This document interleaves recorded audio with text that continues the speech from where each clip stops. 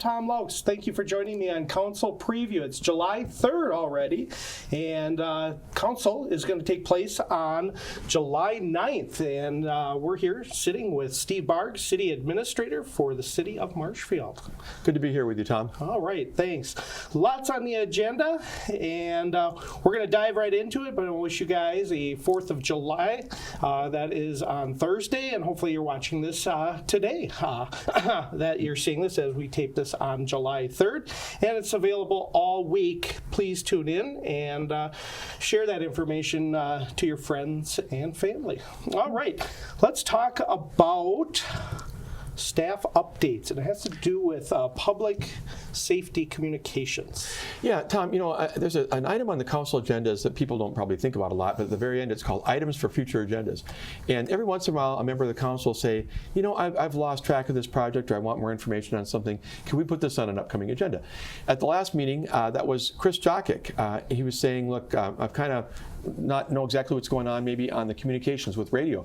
Remember last year we had a lot of talk about police officers, firefighters. They might be in the high school, they might be in Menards or Walmart, and they weren't able to get out. They'd be trying to talk on their portables, and they weren't heard clearly by the dispatcher or fellow officers. So I've been doing a lot of work on that, and I see you've got the study out. Baycom did a study for us back in the spring and early summer of last year, and they came to the conclusion that maybe there's a couple things we could do. First of all, replace the portable radios. And we've done that. We've gotten new portables for the police officers and dual band radios for the firefighters, I believe. And there's a whole thing that shows the area to be covered. What areas are gaps? We talked about Menards and Walmart and the high school, but there's other parts of the city that don't have as good a coverage. And with emergencies, you need to have good coverage. So the second part of that was also to go forward and get towers put on, connections. It's a simulcast system.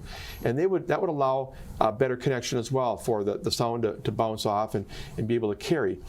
We spec'd out 3 with the idea of a 4th one. And I think at the last meeting we talked about the connection needed for the 4th one and how there was a little bit extra money necessary to make that work. There are sites, I'm forgetting now, I think the police station is one, the water tower is another one of our water towers. But the idea is we want to give an update on on Tuesday night, and say, this is where the monies have been spent, and more than that, this is the improvement we've seen. Has it resolved the issue entirely? Has it maybe 90% resolved the issue? Are we still seeing problems? Where are we at today? So that's going to hopefully be a good way of the council realizing that the investment they've made is paying dividends. Now, does this have to do with the lay of the land or really new technologies out there? Because if we look back 10 years ago, maybe before, definitely before our time here, was there an issue then, or is it the new technology, analog is kind of fading away and digital is that the reason? I'm just curious. It's kind of a combination, Tom. The topography is obviously important. Marshfield is not flat. People talk about the clinic and the hospital. What do they say? Well, that's up on the hill, right? Yep. And one of the problem areas has been the far northwest part of town as you head out towards Spencer. And I believe that's topography in large part. But then, as I said, these very sturdy brick and mortar buildings like Walmart, Menards, things like that. The high school is a building that is very hard to penetrate with radio communications. That is something that we needed to get better technology, I understand, to try and make inroads to make those connections work better. And this is, when people talk about how we spend money at City Hall, all the departments are important, what they do, but certainly police and fire, people count on them to be keeping us safe and handling emergencies. So we need an update to find out how effective have these radios, and does the tower system appear to be at this point. All right. So we, on this thing, this Baycom recommendation, and this was 2019, is this accurate then? 189, 181.05, 189,000? Well, we veered a little bit from what you're looking at. Okay. If you remember, we were talking at one time about purchasing these units over several years. Yep. At the end of the day, we came up with a plan, and Ron Ullman, our finance director, was actively involved in this, to do a lease purchase, if you will, and so we could get the equipment now. And you say, well, lease purchase, you're going to pay a lot of interest here. And I think I've got a memo in your packet that shows that what we brought forward was actually about a 3% interest rate. Mm-hmm. So you think about the time value of money and inflation, and if you waited to buy the equipment piecemeal, by the time you bought the equipment in 2022, that last year, you'd be paying a lot more. So are you really losing money by doing the lease purchase? Well, technically you could say the interest cost, but the time value of money is such that you're getting it all right now, which we need, and you're probably going to pay pretty close to the same when the day is done. Yeah, most definitely. And the pool is kind of an example. I'm working on a study with that in a video, and if we look back almost 15, 20 years ago, there was a study, and the pool was like $3 million at the time. Now it's going to be over $6 million. So, yes, inflation, and where do you go? Do you build it now and spend the money, and it's similar to this. So I just wanted to bring that up. And to go back to your question, I think you said about 189,000. I haven't seen the final numbers yet, and again, we're just wrapping up the tower work. But I'm getting the reason to believe that it's in that 180, 190, 200 range that we wanted to see. So again, good improvement for the city that should last a number of years. And that's really a small amount when it comes to safety of our people. It is. It is. You can't put a price tag on that. Yeah, we always say on police and fire issues, how do you put a price tag on a life? Hard. And it's hard. And I say that realizing that all the departments are important. Recreation is important. Building inspection is all important, but certainly it's troublesome if you don't think that the officers can communicate with one another. Oh, definitely. So. I would totally would be understanding if I was in their shoes. Stress. Yeah. Well, let's anything on the consent agenda that we want to talk about. Otherwise, we're going to get right into those other items on the agenda that we have quite a bit to talk about. Yeah, there's really not much on the consent agenda. Okay. Both the Finance, Budget, and Personnel and Board of Public Works groups did not meet. And you say, was it just because of July 4th? Well, partly, but it's mainly because there just weren't any real big agenda items that we needed to tackle. So they both took the week off. All right, and then they'll reconvene the following week with some of those items that may have been on that last Monday and Tuesday. There wasn't a lot, but there'll be more coming after our council meeting, and that's what's really what's under in the consent agenda. But new topics of discussion for the council to hear and the public to hear as well, to weigh on. Let's get right into it. The city's safety program before we get into a bunch about finances. Yeah. It's kind of interesting. We talk about budget, and we say, well, what are we getting for our bang for the buck? And that's what you want to know about the communications. Well, that's what you also want to know about the safety program we invested in. And, one of the things Jen Raku, our Human Resources Director, has said is we need to try and invest more into our employees. And right away you think, well, pay and benefits. Well, that's great. That's important. But what about their safety and their health? And so what we did was we started a safety program with just certain departments right off the bat, the ones that are most actively involved out in the field, streets and wastewater, those kind of folks. But we want to give an update as to what we've done. What equipment's been identified that might be needed, what processes have been improved. And so Steve Isaacson from MEUW will be here, and he'll give us an update on the first few months and what he's seeing and what we're doing to try and improve workplace safety for our staff. And the offshoot that comes from that is lower claims in terms of insurance or workers' comp. And so it's financial in addition to just being good for people. Most definitely, and safety is important. It is. For our workers, our street crew out there. That's all part of it, and it's just a good way to right now shout out. On another note is to be mindful of the street crews in the summer. Yeah. They're out there now, and look for that yellow and orange vest and slow down. Yeah, the work they do on the streets, Tom, and people in the manholes and all that, we take it for granted because they're so skilled. But accidents can happen, and we need to find ways to increase safety and protect them. We do. And, not on topic, but I believe the city has an ordinance against cell phones. Is that correct? We do. Yeah, you cannot be talking on your cell phone while you're driving in the city. And we, I don't know how many tickets or warnings they give, but they are watchful for that. Okay. But that's a distraction to drivers. Yeah. All right. Well, let's move right in. We have a big list of finance, but let's get right into the first topic, and I'll let you take it from there, and then we'll just kind of go down the list. Yeah, I don't know who'll be presenting. If you look at these items, it all says presented by Eller's staff. It may well be Dave or Phil.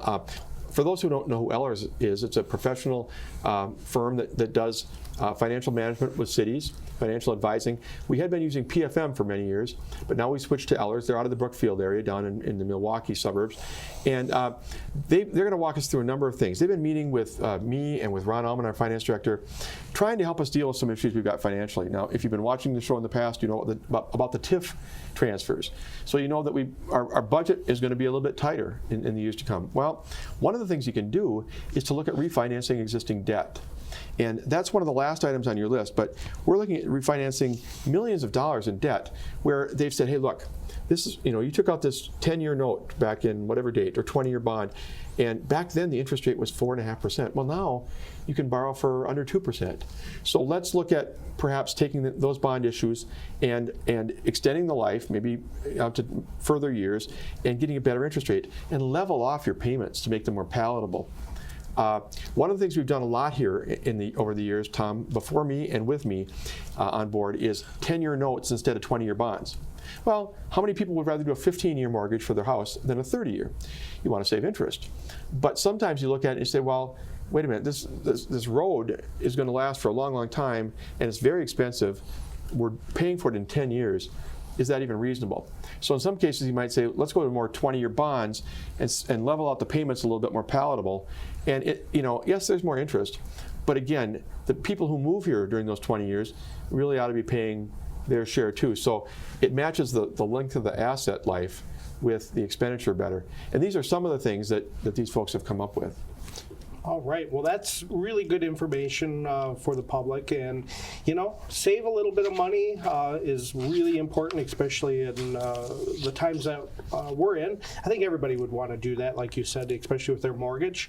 And I don't know if you can help explain this a little bit. Or it's a wrong question. I'm curious, a bond versus a note. I don't totally understand the difference. I'm not a financial guy, but is there anything? I mean, you were saying 20-year note now. Is that correct? 20-year bond. 20-year bond instead of a 10-year note. It's a longer instrument, and there's a different process. And you try and get more bidders and into the municipal bond market. But the biggest thing for us, I don't think I'd even focus on note versus bond if I were you. I'd focus on the length of the obligation. And when you borrow, and if you look ahead, we're going to have the annual borrowing coming up here that I'm going to talk about. If you're borrowing $4 million for street work, and the streets are going to be good for how many years, and you're doing it on a 10-year note, you're really taking $4 million and forcing the payment of that into a very short period of time, which elevates the payments. And you can say, well, yeah, we save interest in the long run, but you put an awful strain on the annual budget and on the other things that you can do with your borrowing capacity when you do that. All right. Well, let's move on then to the next piece that is in here with, it's not bonds here, but there's quite a bit of things in here about bonds and street improvement projects, fire department equipment. That's all part of these pieces, correct? And I think this administrator's long-term recommended borrowing that we did as part of the 2019 budget is helpful. It doesn't follow this exactly because this was done last fall, but it's pretty close. You look at the fact that we are going to do a lot of different kinds of projects. In the middle of the page under 410, we're going to do $800,000 for the fire department. Most of it is to replace an antiquated fire engine for about $700,000, and then we're going to replace some of what are called self-contained breathing apparatus. This is a thing that the guys and gals wear when they go into the burning building, kind of thing, to provide oxygen and make sure that they're able to be safe. Under HEFCO pool improvements, you see $105,000, and you say, well, gosh, it's going to cost a lot more than $105,000 to build this pool. This is for design and engineering type work that we're going to do yet this year. The main borrowing for the $3 million public portion would be in 2020. But most of the work on this list is street work. The top part of the form you're looking at, it's $2.5 million roughly in major street projects, most of which is asphalt mill and overlay, where we take the existing surface on your road, grind it up, lay it back down with another 2 inches of asphalt to buy a lot of additional time out of that road. There's also, we're looking at putting in some water main on Lincoln Avenue between Ives and McMillan on that northwest side of town. There's an area that really has waited for that for a long time, and we're talking about that project possibly. Got UW projects where we help keep that campus moving forward. And so there's a lot of things happening. Quite a bit. Yeah. Now, all these items are already been granted approval by the council. Correct. So we want to make sure people understand that this is happening. Yep. We're just restructuring are borrowing. Yeah, the roughly $4 million total in annual borrowing has been blessed by the council last fall. But the stuff that we're talking about that you're going to hear Ellis talk a lot about on Tuesday night, Tom, is looking at the debt as a whole and trying to find ways to reduce the debt by restructuring it. And more than restructuring it, what you're going to hear them say is they're going to take a lot of debt issues and try and move them into one, and then get that 1.8, 1.9 rate. And that would be a lot of savings for the city, which right now, with some of the financial constraints we're facing, would be greatly appreciated. That definitely would. Now, when they're doing this, does the council have to agree on? Oh, on they this? do. They do. They okay. do. And that will They do. happen on Tuesday? Yeah, we're hopeful. Okay. Well, the process will start. Okay. It's about a 45-day process to do this. They give their blessing, then we can go out and look for bondholders. And there's people all around the country who will say, well, let's see how good a prospect Marshfield is. Let's see. I think they're a pretty good prospect. I think I'll bid this much. On this bond, I will buy these bonds if they give me 2% interest for my investors. Okay.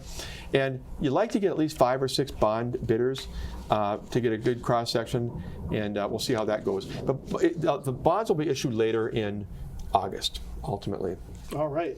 Well, we'll see what the council says after the presentation and some explaining throughout the process from them, possibly yourself as well, during this meeting on July 9th. That's the start of this, which is you're seeing as a good thing for us. I am. And they'll probably have the same kind of questions about the refinancing, Tom, that a husband and wife might have about refinancing their home. Okay, we're going to spread out the payments. We're going to go, but okay, now what's the total interest rate over these years? Are we paying more? Is this a good deal for us? Oh, the interest rate's coming down. Okay, well, that's going to help. You look at those same kind of things to see whether refinancing is for you. All right. Well, did we touch base on all those all the way through item U? I don't want to miss one in here. I know everyone's not seeing what we're seeing, but you will be able to see this agenda come Friday on our website if you need it. And people are going to think that the Ellers representatives are part of staff by the end of this. I mean, when was the last time somebody was up front for 8 straight agenda items? Probably almost never. Yeah. I mean, that's very rare. So it's going to look like, we have a new finance director. What happened to Ron Ullman? Ron will probably be standing up there too. But Ellers has done a great service to us so far to help us kind of refocus some things. Great. Look forward to hearing more from them, and our public hopefully gets to listen in and come on down to the council meeting. We encourage you to come in person if you can't. Catch it live on our cable channel 991.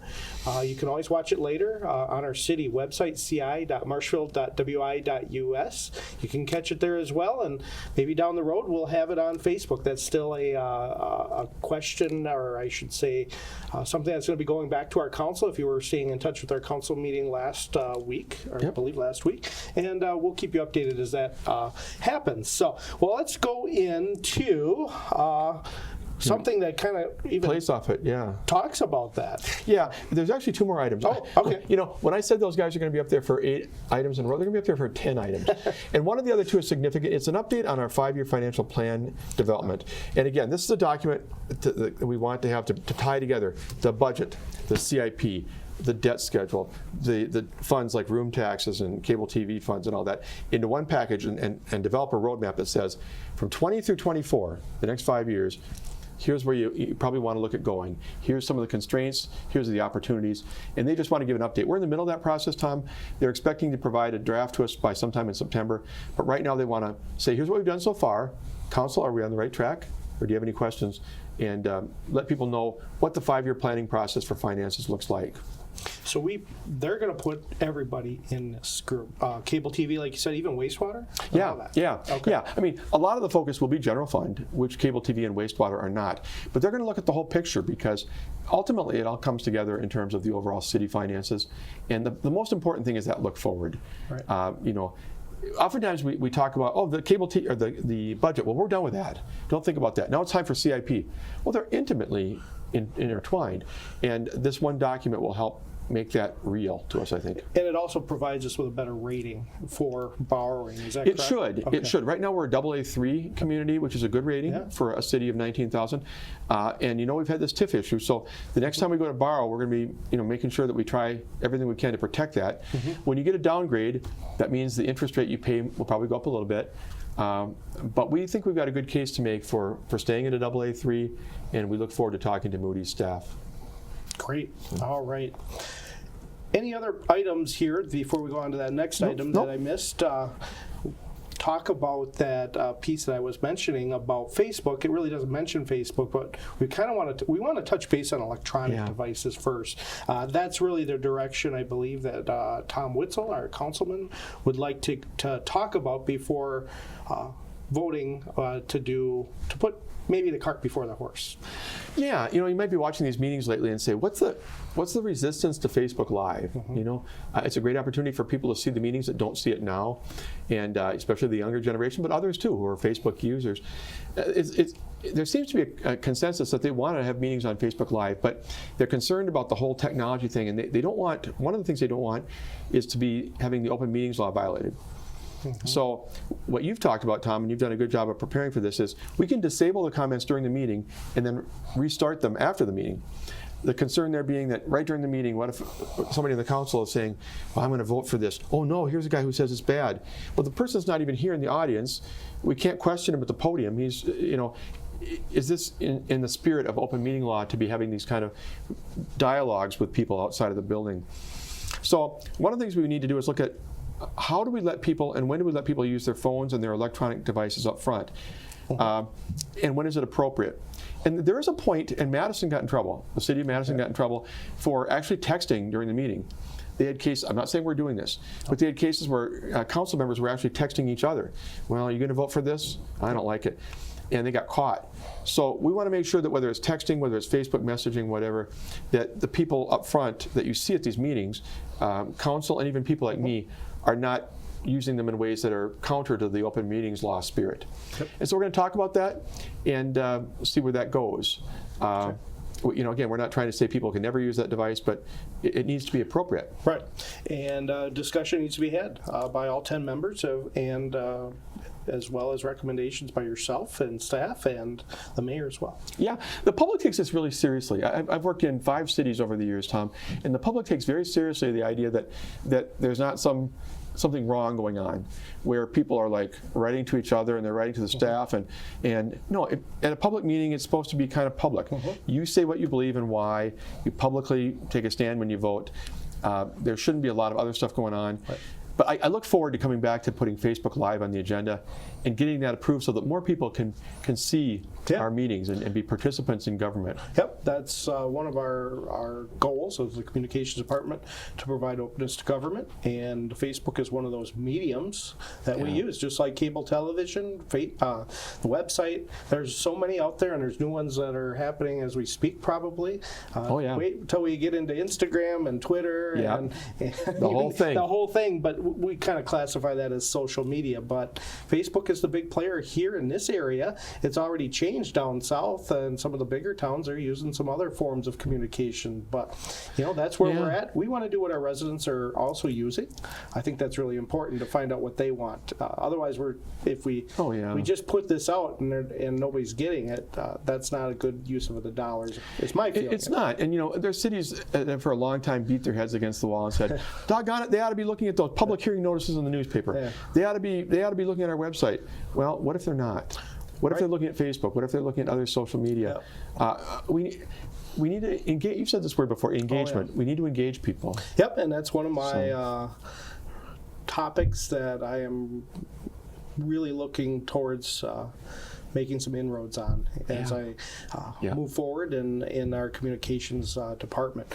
Well, there's a piece in here that I missed. The Utility Commission, one of the commissioners is left, and now that opens a seat. It's not the full term, but the mayor is looking to fulfill that. Is that right? And it's in the council. Yeah, it's roughly 2 years. I think it's through October of 2021, so 2 years in a couple months. And it's Alan Johnson who's done a great job for us on that commission. And it's a 5-member commission, so they're down to 4 when he steps off. But it's a pretty important one. I mean, you think about it, and I'm not trying to make people say, "Oh, I better stay away." But they work on setting rates for water and electric. They work with the PSC, the Public Service Commission. They have some pretty important things they deal with. And if you're watching us right now and say, "You know what? I've got an interest. I've got maybe some background. I'd like to be considered." Get your name in. I mean, we're going to take names and see who the council wants to appoint.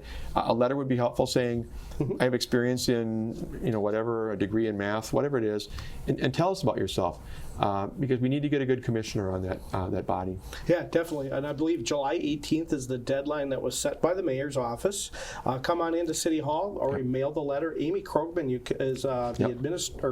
is the assistant. I'm sorry, I don't remember. Her Administrative title. specialist. Yeah, specialist. So reach out to her. Come in Monday through Friday. We're closed on the 4th if you're watching this before.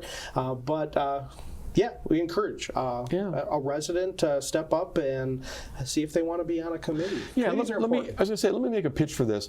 At least 2 or 3 times during the year, Tom, somebody resigns from a committee because they're moving, their family's moving, or it's not working in my schedule. And we want this list of names who say, I want to be part of this community.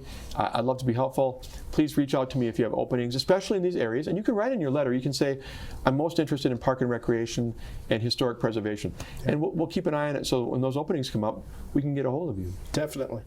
Well, David's given me some of the time to move forward here, our producer in the background. And let's end out with the budget process. How's it going here? Yeah, real briefly, it's going well. It's a different process. I think I maybe have mentioned it in the past. We're going to start from the ground up this time instead of from the top down, which means that we're going to try and develop a budget that takes this year's government and puts it into next year's prices. So we'll add a little inflation, we'll add the wages and benefits for the staff, we'll add the CIP projects that have already been approved, and say, what do we have here? And then we'll go from there. We may have room to add more. We may have to trim a little bit back. But right now it's at the staff level, where it will be for the next 60 days. But then we get into the fall, and it will be very public at the council level, and they'll have to make, as they always do, I'm sure, a few tough calls. And it's not too early, again, to weigh in. If you're at home thinking, I want to see more spent on my park, that park across the street, by gosh, we need better play equipment.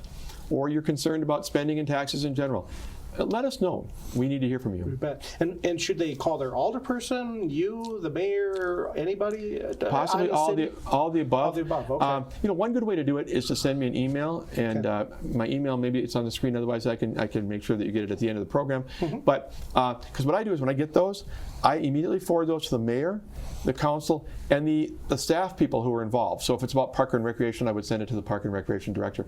I make sure all the applicable people get it, and they read it, and they oftentimes, the next time they see me, hey, what's this deal? I heard from so-and-so says that we really need to improve the park equipment at Greasy Park. What's that about? Or we need to spend more on road maintenance down on the south end. And they engage in those comments. So we want those comments, but phone calls certainly to the mayor or your council person are also great. It really helps in decision making by the councilman. Oh, it does. Councilpersons. It does. You bet. So it's not really their own decision. They look at other people's comments. That's what they do within their districts. That's why it's my district, really. Yeah. That's how it works. And we have that public hearing in November, and a lot of people hear that. And I don't want to talk you out of coming to the public hearing in November. That's great. But really, the formulation of the budget is happening even now, and it goes into the early fall. So if you got some thoughts on how we spend money and what we could do better, please tell us. My phone number is 486-2003. My email address, our email addresses are long, but it's steve.barg, B-A-R-G, at ci.marshfield.wi.us. It's on our website. You can find me. But let us know what you think about taxing and spending in the city and what you'd like to see us do differently for 2020. All right. Thanks, Steve, so much. And you were reading my mind on that public hearing, and you answered it. So wonderful. And anything else? We will be seeing everybody on the July 9th. It's just around the corner, and you'll be there at the council meeting. And so will the mayor and our council to talk about these pieces that we just spoke about. Yeah. We gave a good highlight. If you're interested, please come down or watch us on television. Thanks again for joining me. Yeah, and can I just wrap up for my part by saying we have a wonderful community here. Enjoy the rest of summer. I mean, there's a great zoo that we have. There's some wonderful things going on at Wenzel Family Plaza, concerts and other things. So get out and enjoy the rest of summer. Yeah, and it's short all the time. It is. All of a sudden we'll have winter coming, and it's already July. It's going to be August before we know it, and school's starting. And I look forward to seeing our football team, and as well as the new stadium that's over there. What a wonderful piece over there. So again, I want to thank you guys for joining me today on our council preview program. Tom Laux, Steve Bart. We do this every other week. Please engage with us. Let us know what you want to hear from us on the show as well. And again, if you're watching this on the 4th of July or after, have a good 4th of July and have a great week, and thanks again for watching us.